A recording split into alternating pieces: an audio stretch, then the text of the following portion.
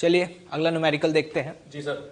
Situation explain कर देता हूं क्या है। एक एम मास का ब्लॉक है जिसे एक रफ इंक्लाइन प्लेन पर रेस्ट से रिलीज किया गया है, ठीक है। और ये ब्लॉक मूव करना स्टार्ट करता है। यहाँ पे आप देख पा रहे होंगे हॉरिजॉन्टल सरफेस पे एक स्प्रिंग है जिसका स्प्रिंग कांस्टेंट आपको के गिवन है और ये फ्रिक्शनलेस है। हाँ, हॉरिजॉन्टल सरफेस स्मूथ, लेकिन इंक्लाइंड सरफेस जो है वो क्या है, रफ है। ये लेंथ आपको L1 दी हुई है, ये L2 दी हुई है जी। और साथ ही साथ सर क्वेश्चन में एक इन्फॉर्मेशन और गिवन है tan theta is greater than mu. इसका क्या मीनिंग है? मतलब सर इसका मतलब ये हो गया अगर tan थीटा म्यू से छोटा हो गया होता हाँ तो वहीं का वहीं रह जाता।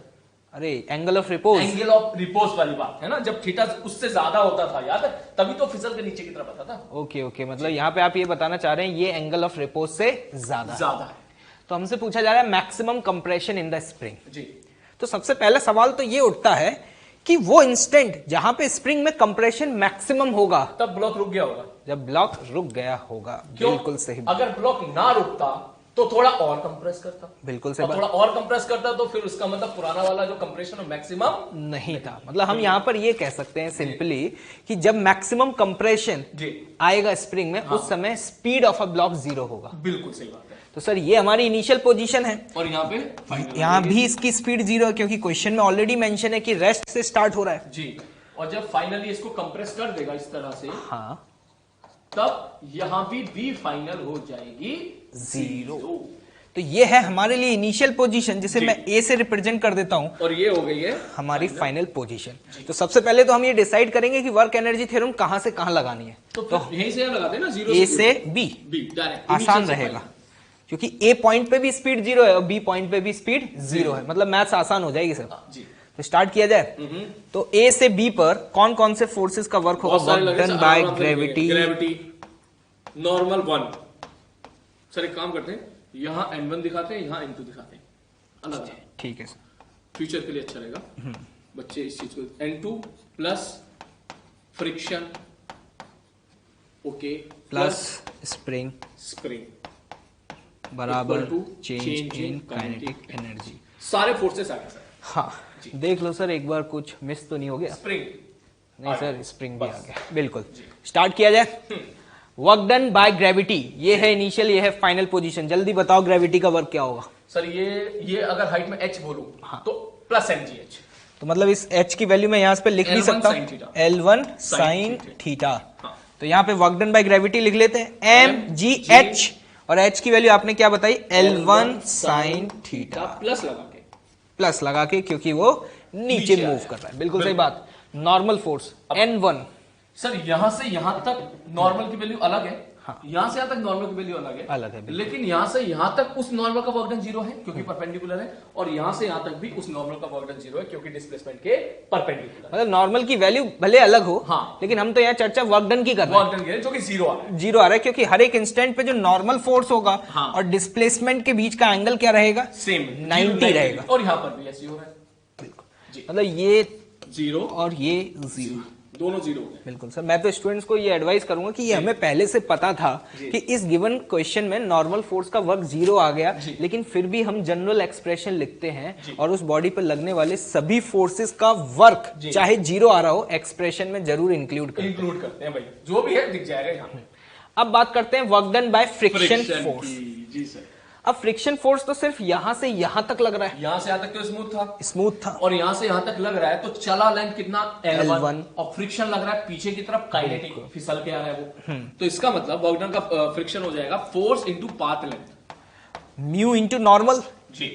ये तो क्या हो गया? फ्रिक्शन फोर्स की वैल्यू हो गई है इनटू L1। कुछ स्टूडेंट्स यहाँ पे ये गलती कर देते हैं कि वो L1 प्लस L2 लिखने लग जाते हैं क्योंकि फ्रिक्शन केवल यहीं तक है।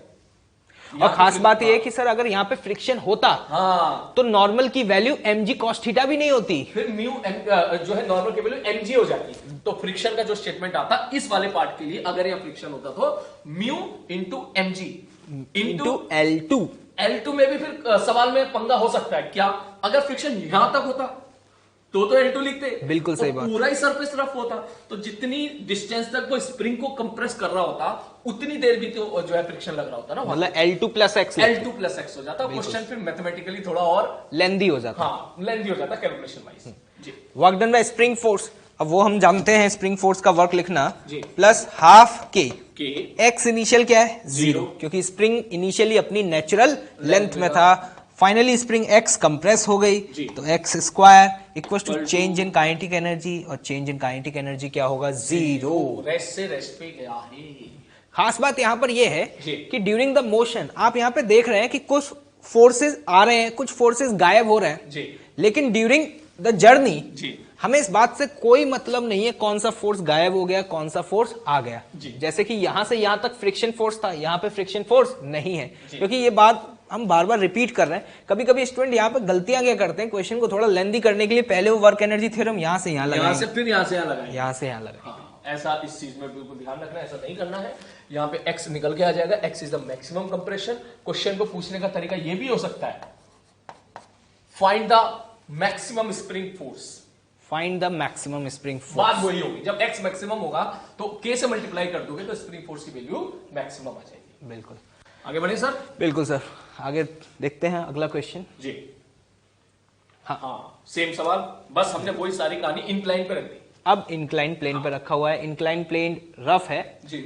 और हमसे यहाँ पे पूछा जा रहा है maximum compression in the spring, जी। और K जो की ब्लॉक वैल्यू है गिवन है, मास की वैल्यू गिवन है, हम एम ही रखते हैं सर, वैल्यू ये लोग अपना पुट करेंगे। बिल्कुल, यहाँ रेस्ट से रिलीज किया गया है जी। तो फंडा वही है, जब कंप्रेशन मैक्सिमम होगा उस इंस्टेंट पर स्पीड ऑफ अ ब्लॉक क्या होगा 0। तो मैं मान लू सर यहाँ से स्प्रिंग कंप्रेस हो गया x, सही बात है। तो लिखें वर्क नहीं theorem sir, work done by gravity plus Plus work work done done by by normal plus plus work work done done by by friction friction equals to plus change in kinetic. Spring हो रहा है sir, हाँ sir, spring और रह गया, work done bye by spring spring force.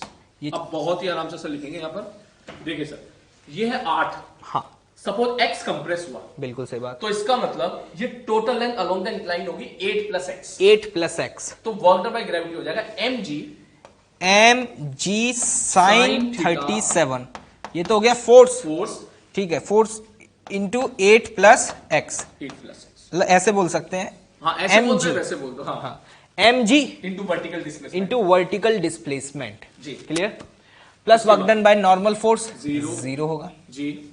Work done by friction force अब friction में लिखना पड़ेगा सर, पहले minus mu M G cos theta cos 37 into 8 plus x 8 plus X, the length of the path, path, क्योंकि x भी तो compressive हुआ है ना वो।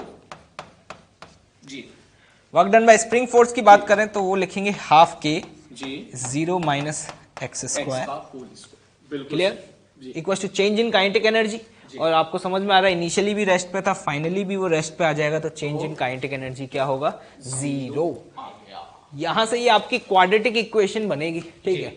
अब उस गिवन क्वाड्रेटिक इक्वेशन के दो रूट्स आएंगे, तो खास बात ये है कि जब आप उसको सॉल्व करेंगे तो x की एक वैल्यू पॉजिटिव आएगी और x की एक वैल्यू नेगेटिव आएगी, तो जो वैल्यू नेगेटिव आएगी उसे आपको क्या करना है, निग्लेक्ट करना है, क्लियर है। तो जो पॉजिटिव वैल्यू आएगी वही आपका क्या होगा, सही आंसर होगा। जी सर, आगे बढ़े सर, आगे बढ़े सर। चलिए अगला न्यूमेरिकल देखते हैं। जी, क्वेश्चन ये है, यहाँ पे इसको फिक्स करके स्प्रिंग है, नीचे मास है, मास को आगे की तरफ वेलोसिटी दे दी है p। अब ये मास कैसे है, तो ये जो मास है, मास्क नहीं मास, ये गया, जाने के बाद एक टाइम पे हॉरिजॉन्टल हो गया है।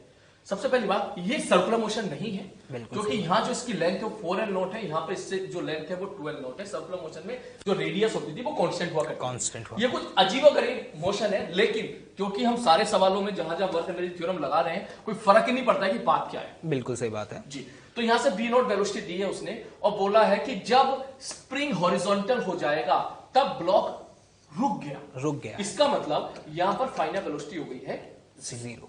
ये जो पूरा मोशन है ना, ये वर्टिकल प्लेन में हो रहा है, ओके, ठीक है। तो सर मैं ऐसे दिखा दूं, हमने देखा है कुछ कुछ क्वेश्चंस में हाँ, जी के बारे में चर्चा नहीं करता है, वो केवल एक डायग्राम बना देता है हल्का सा, देखो ऐसा, इस तरीके से एरो बना के दिखा देते क्वेश्चन के डायग्राम के बगल में लिख देता है। इसका मतलब समझ जाना कि आपको जी कंसीडर करना है। जी। तो सर स्टार्ट किया जाए। हाँ। तो जैसे अभी आपने चर्चा करी कि इसका पाथ जो है वो सर्कुलर नहीं होगा, हाँ। बिल्कुल सही बात है। खास बात यह है कि वर्क एनर्जी थ्योरम लगा रहे हैं तो हमें पाथ से अभी कोई लेना देना है ही नहीं, क्योंकि यहाँ पे जब हम बात करेंगे तो इस गिवन बॉडी के ऊपर दो ही फोर्स लग रहे हैं, एक स्प्रिंग फोर्स और एक ग्रेविटेशनल फोर्स। और खास बात है इन दोनों का जो वर्क है वो पाथ पर डिपेंड नहीं करता। अच्छा, दोनों का ही नहीं करता है? बिल्कुल सही। वर्क नहीं थ्योरम में तो मतलब है नहीं हमको, लेकिन इन दोनों का भी नहीं करता है जी। ये दो फोर्सेस का वर्क बराबर क्या होगा? Change in kinetic energy. Clear? Initially जो स्प्रिंग थी वो वर्टिकल थी, फाइनली स्प्रिंग क्या हो गई? हॉरिजॉन्टल। तो सर जब हमें वर्क डन बाय स्प्रिंग लिखना होता है तो हमारा सबसे पहला मेन मोटो होता है कि हमें ये तो पता चले इनिशियल और फाइनल स्प्रिंग की लेंथ में कितना चेंज आया है। तो इसके लिए यहाँ पर एक इंफॉर्मेशन दी हुई है कि जो स्प्रिंग की नेचुरल लेंथ है वो L0 है। ओके सर, इसका मतलब ये हुआ कि ये 4L0 है, तो मैं ऐसा कह दूं कि x इनिशियल यहां पर हो जाएगा 3L0। बिल्कुल सही। इनिशियली स्प्रिंग में इलोंगेशन कितने का है? 3L0 का।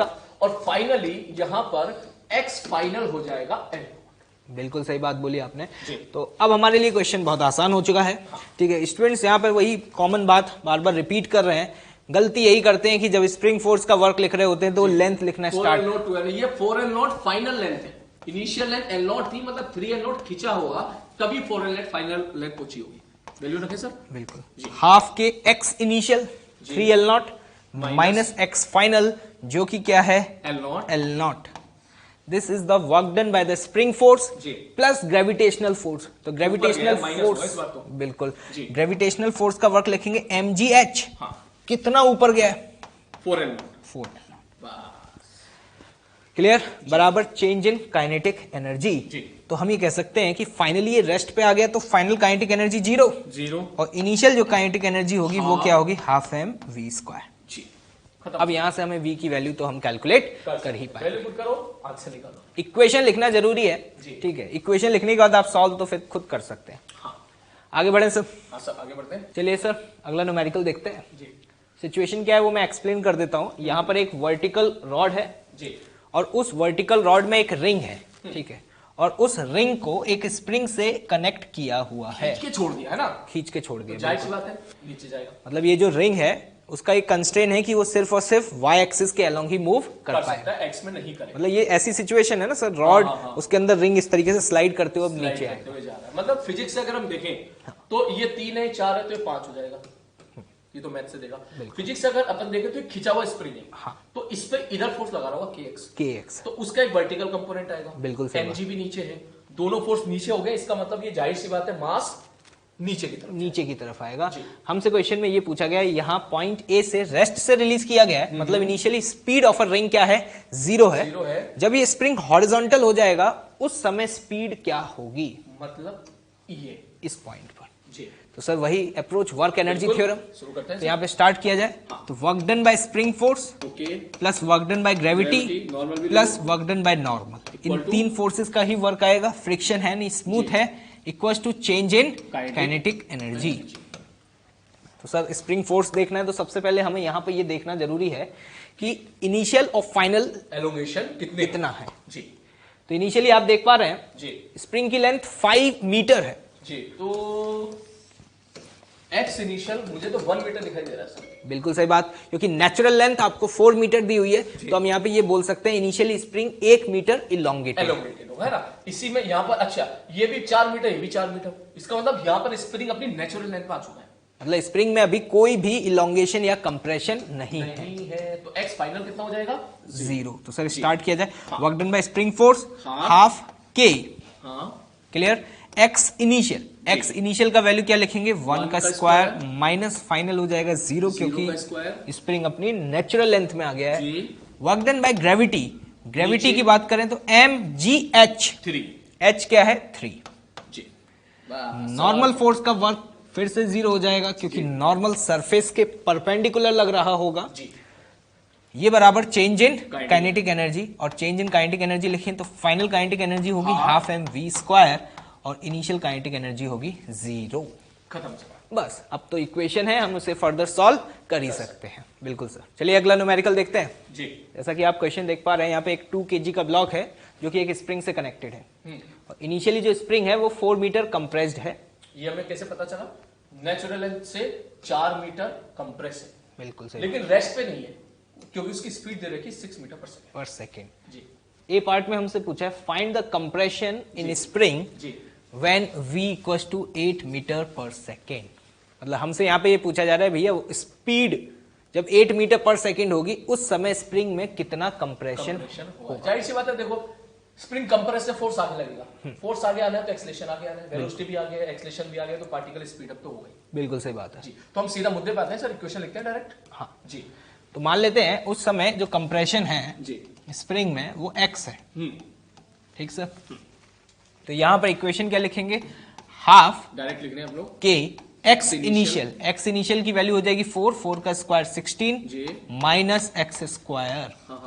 ये आ गया क्या, work done by spring force. Normal का वर्क डन 0, ग्रेविटी का वर्क भी 0 equal to change in kinetic energy, मतलब हाफ m v फाइनल मतलब 8 का स्क्वायर माइनस 6 का स्क्वायर।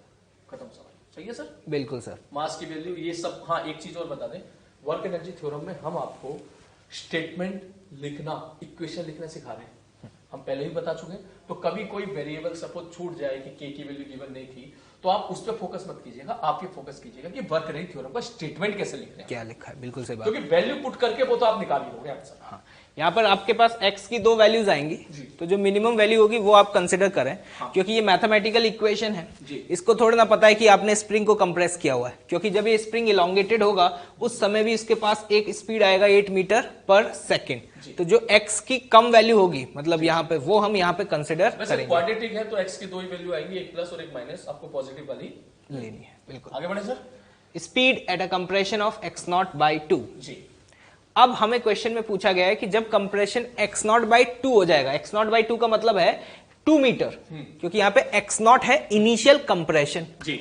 तो हम यहाँ पे सेकंड केस में इक्वेशन लिखेंगे हाफ के इनिशियली स्प्रिंग कितना कंप्रेस है 4, तो 16 x0/2 का मतलब क्या हो गया 2 का स्क्वायर प्लस 0 0 0 0 0 मतलब 2 जीरो आएंगे, 3 आएंगे, equal to half m v final का स्क्वायर माइनस 6 का स्क्वायर। अगेन मैथ्स का क्वेश्चन है, वैल्यू पुट करो, सॉल्व करके आंसर निकालो। बस थोड़ा सा ये डिफरेंस है, सेकंड वाले केस में हमें स्पीड पूछी गई है, पहले वाले केस में हमसे कंप्रेशन पूछा गया था। जी।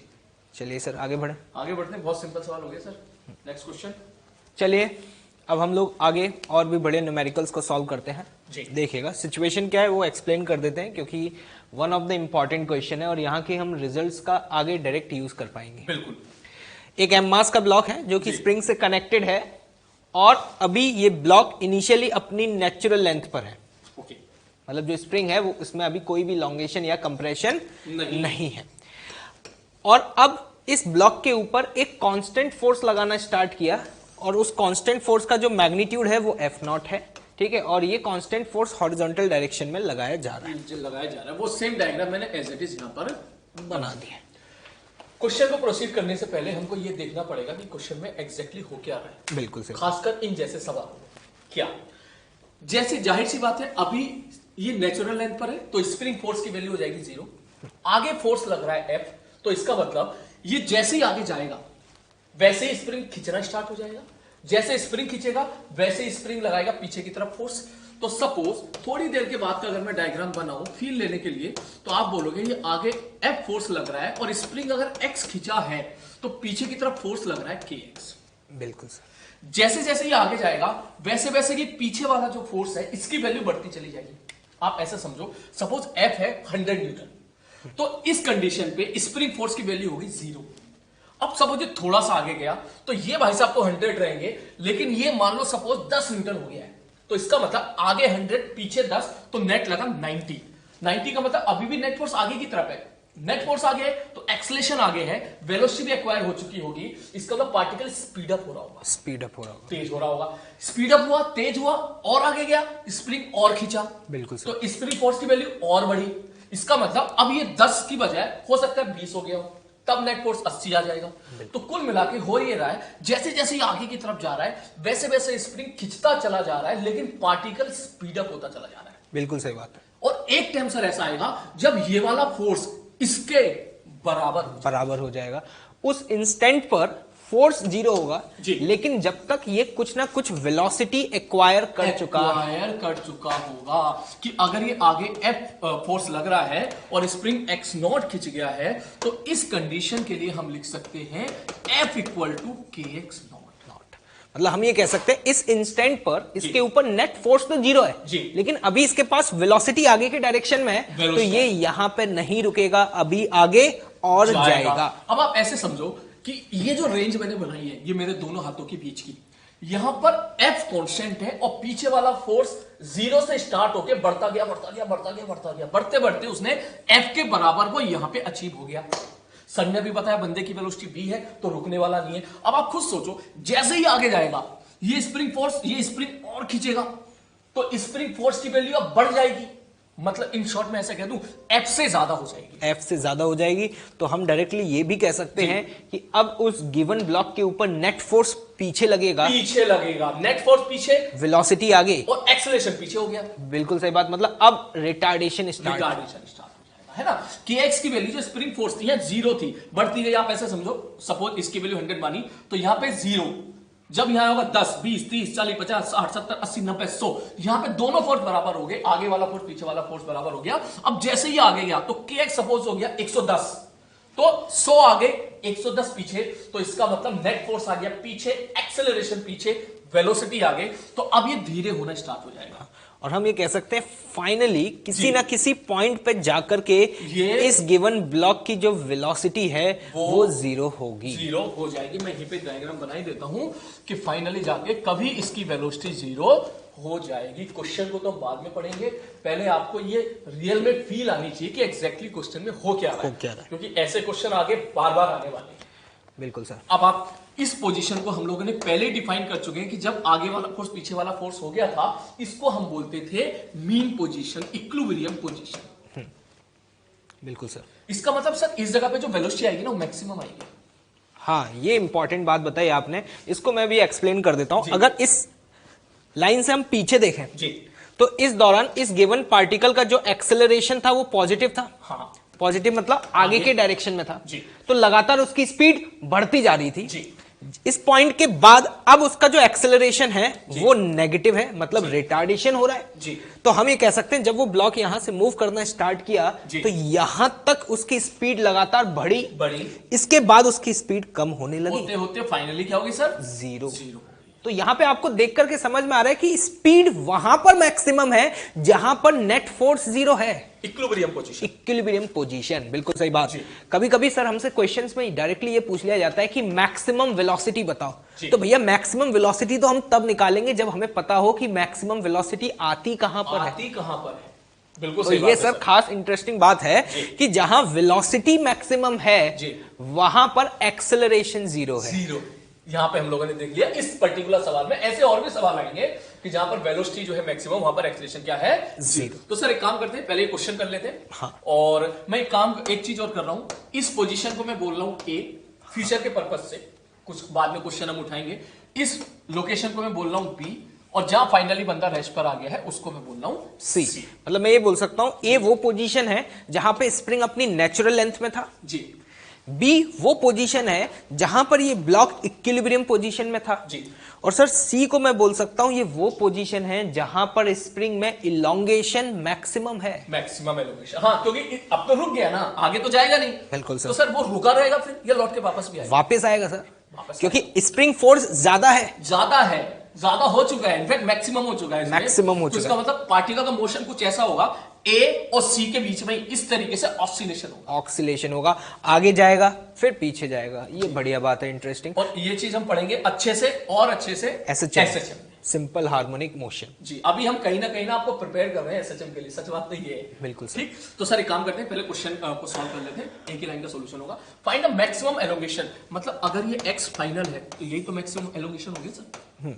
सिंपल सी बात है, हम ऐसे पहले भी क्वेश्चन देख चुके हैं जहां पे हमसे मैक्सिमम कंप्रेशन पूछा जाता था या मैक्सिमम इलोंगेशन। तो सिंपल सा फंडा कि जहां भी कंप्रेशन या इलोंगेशन मैक्सिमम होगा वहां पर speed of a block zero हो जाएगी। तो सर लिख दें यहां पर work done by gravity plus work done by normal plus work done by spring force equal to change in kinetic energy. Gravity का वर्क डन 0, नॉर्मल का work done 0। बिल्कुल सर। स्प्रिंग का वर्क डन एफ का भी work हाँ sir, F note भी आ गया, ये तो मैं भूल ही गया। हाँ एफ नोट, बिल्कुल सर। स्टार्ट करें। एफ नोट कांस्टेंट है, कांस्टेंट है। आगे डिस्प्लेसमेंट कितना हुआ है? X F. एक्स एफ, तो मैं लिखूंगा इसको F not into x F. बिल्कुल सही बात। ग्रेविटी का 0, नॉर्मल का भी 0।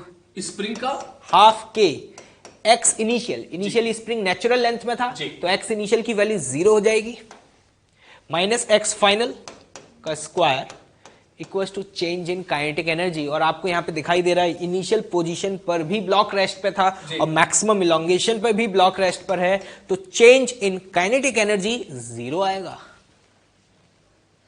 अब ये हमारे सामने इक्वेशन बन चुकी है। आ गई है, x not x final common निकल के बाहर खत्म हो जाएगा, एक्स फाइनल की वैल्यू आ जाएगी। मैं यहाँ पे 2f नॉट डिवाइडेड बाय के, ये है मैक्सिमम इलोंगेशन। सर यहाँ से एक बात समझ में आ रही है कि अगर ये मीन पोजीशन थी, तो मीन पोजीशन पे f के एक्स नॉट के बराबर था। तो यहां से देख करके हम कह सकते हैं एक्स नॉट की वैल्यू थी f बाय के। बिल्कुल सही। तो यहां से हम देख पा रहे हैं कि वो मीन पोजीशन से जितना पीछे जा रहा है, एग्जैक्टली मीन पोजीशन से उतना ही आगे जा रहा है, क्योंकि टोटल आया 2f नॉट बाई के। बिल्कुल सही सर, ये 2f नॉट बाई के है, तो ये वाला जो डिस्टेंस है वो भी क्या होगा, f नॉट डिवाइडेड बाय के। ये भी f नॉट बाई के, ये भी f not by f not by के। एक खास बात है सर कि जब भी पार्टिकल इस तरीके से ऑक्सीलेट कर रहा होता है, तो वो अपनी मीन पोजीशन से जितना राइट एक्सट्रीम की तरफ जाता है, एग्जैक्टली उतना ही वो लेफ्ट एक्सट्रीम की तरफ जाता है। जिन लोगों ने अच्छे से SHM पढ़ा होगा 11th क्लास में, या जिनको हल्का फुल्का आइडिया होगा, उनके लिए बता दें कि इसी को बोल देते हैं extreme position. Extreme, left extreme position, इसको राइट एक्सट्रीम। बिल्कुल, मतलब हम ये कह सकते हैं कि एक्सट्रीम पोजीशंस पर वेलोसिटी 0 होती है, लेकिन फोर्स 0 नहीं होता है। और ये होगी मीन पोजीशन। बिल्कुल, मीन पोजीशन पर फोर्स 0 है, लेकिन वेलोसिटी मैक्सिमम होता है। ये हम थोड़ा टॉपिक से अलग जा रहे हैं भाई, किसी को अगर इन केस हल्का फुल्का समझ में नहीं आया तो टेंशन मत लेना, क्योंकि यही सारी चीज हम सिंपल हार्मोनिक मोशन में बहुत अच्छे से पढ़ेंगे। ठीक, क्वेश्चन सॉल्व हो गया सर, आगे बढ़े। ए पार्ट हो चुका है सर। हाँ, इसका B part, find the range of a spring force. Range का मतलब है यहां पर कि हमें स्प्रिंग फोर्स की मैक्सिमम और मिनिमम वैल्यू निकालनी है। तो आप यहां पे देख पा रहे हैं मिनिमम वैल्यू तो 0 ही हो जाएगी, क्योंकि जब ये स्प्रिंग अपनी नेचुरल लेंथ में होगा तभी फोर्स क्या होगा, मिनिमम होगा। तो मैं यहां पे बोल सकता हूं कि स्प्रिंग फोर्स की मिनिमम वैल्यू हो गई 0। जब हम बात कर रहे हैं स्प्रिंग फोर्स की मैक्सिमम वैल्यू की, तो स्प्रिंग फोर्स होता है kx। तो ये आपको समझ में आ रहा होगा, जब x मैक्सिमम होगा तो स्प्रिंग फोर्स मैक्सिमम होगा, और x की मैक्सिमम वैल्यू आप निकाल चुके हैं 2f नॉट बाय k। तो मैं यहां पे लिखूंगा k इंटू एक्स मैक्सिमम, जो कि क्या होगा 2f नॉट बाय k। तो यहां से वैल्यू क्या आ जाती है, 2f नॉट। जी, मैं काम करता हूं, इसको ना एक अलग बॉक्स में बंद कर देता हूं। ये आएगा ना, आ गया। इसको ना नीले बॉक्स में ये बंद कर दिया मैंने। बिल्कुल सर, यहाँ पे देख करके आपको समझ में आ रहा है कि जो स्प्रिंग फोर्स है उसकी जो रेंज है वो 0 से 2f नॉट आ रही है। जी सर, ये स्प्रिंग की एक खास प्रॉपर्टी होती है, आप लगा f रहे हो, और लेकिन वो मैक्सिमम फोर्स जो जनरेट कर रहा है वो कितना कर रहा है, 2f नॉट कर। मतलब हम ये कह सकते हैं कि अगर हमें 20 न्यूटन फोर्स की जरूरत है स्प्रिंग से, तो हमें सिर्फ 10 न्यूटन ही लगा दो, तो उससे 20 का काम चल जाएगा। 20 का, बिल्कुल सर। जैसा आप देख पा रहे हैं, हमने लगाया f नॉट था जी, लेकिन स्प्रिंग में जो मैक्सिमम फोर्स जनरेट हुआ वो कितना हुआ, 2f नॉट। सर आगे बढ़े, आगे बढ़ते हैं सर। ये सब बातें हम लोगों ने फील के लिए ली, आपका क्वेश्चन का आंसर तो बस इसी से आ जाता है। हाँ, ये आराम से आप नोट डाउन कर लीजिएगा, उसके बाद अगली स्लाइड की तरफ मूव करिएगा। वीडियो को आराम से पॉज करें और देखें कि यहाँ पे क्या क्या एक्सप्लेन किया, क्या क्या हमने क्या किया। एक छोटी छोटी बात बोली है, उसको दोबारा सुन लेना कि यहाँ से लेके यहाँ तक क्यों स्पीड अप हो रहा है, क्यों स्पीड डाउन हो रहा है, क्यों फाइनली जाके रुका, यहाँ से यहाँ तक कि कौन पॉजिटिव था, कौन नेगेटिव था, वो सारी वैल्यू आप एक बार जरूर वीडियो को पीछे जाके सुन लीजिएगा। बिल्कुल, आगे बढ़े सर। हाँ सर।